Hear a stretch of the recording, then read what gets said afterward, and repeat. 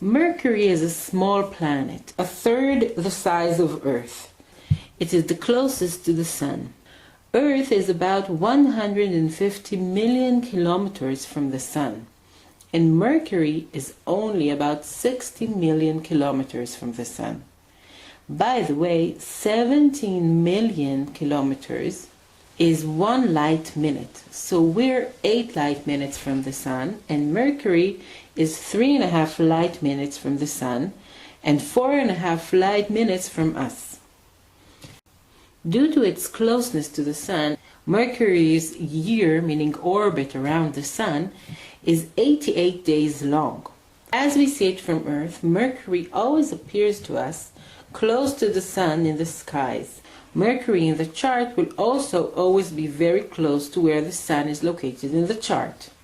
This proximity makes it difficult for us to see Mercury with our eyes sometimes in the skies. For most of the time, it is so close to the Sun that we can't see it. The times we will see it is when it reaches the outer limits of its orbit, either before the Sun, and then we'll see it in the evening right after sunset, or behind the Sun, meaning more to the west of it.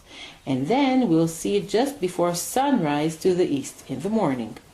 So because of its closeness to the Sun, it is rarely seen. Mercury always will appear for us also for only a very short time in the skies, barely for an hour, before it sets or before the sun rises and prevents us from seeing it.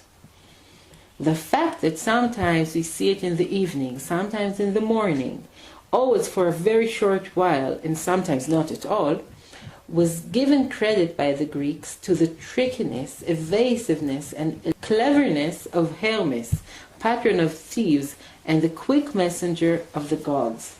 The Greek god Hermes was later on adopted by the Romans and was called Mercury, as we know it today.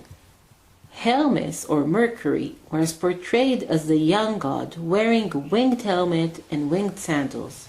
These could help him to reach quickly all the areas of the kingdom. Hermes was considered the only god that could travel in and out of Hades's, which is Pluto, underworld. Maybe because of its appearance changing quickly in the skies from descending in the west and rising in the east, with no visible path in between. With this ability to get in and out of all places in a fast way, Mercury was labeled the messenger of gods, delivering their word from one to the other before the invention of WhatsApp. He was very clever and bright, and according to different mythologies, he knew to say the right thing at the right time in order to get what was needed. He outsmarted all and could plan many steps ahead. The metal Mercury is named after this planet or god and holds its elusive character, as it is untouchable and untamable. It spreads and runs away as you try to catch it. But Mercury actually goes way back before Greece and way higher than just the Lord of Thieves. The Egyptians related their ibis-headed god Thoth to this quick planet.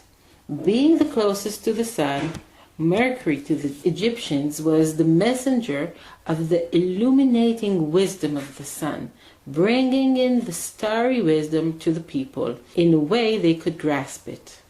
And Thoth was the teacher of writing, magic, and healing. In Egyptian times, knowledge and writing was considered magic and were permitted to priests alone. To write something in those days was to summon it and was considered a sacred act, and the hieroglyph writers were magicians indeed. Hermes Trismegistus, Hermes of the three magics, was the illuminated and mystified god, person, or wizard, believed to bring to the world the true knowledge. His writings are kept to this day in the Emerald Tablet, believed to be written by this mysterious figure. Words that would describe Mercury are quick, clever, communicative, young, wistful, logical, learning, friendly, and humoristic.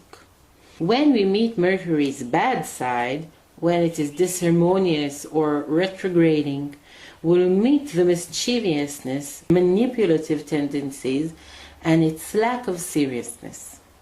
In astrology, and specifically in the persona reading, Mercury symbolizes thinking and the ability to communicate. But it is important to remember that although today we usually think of Mercury as just a fast messenger of the gods, he is actually also the master of wisdom, magic, and healing.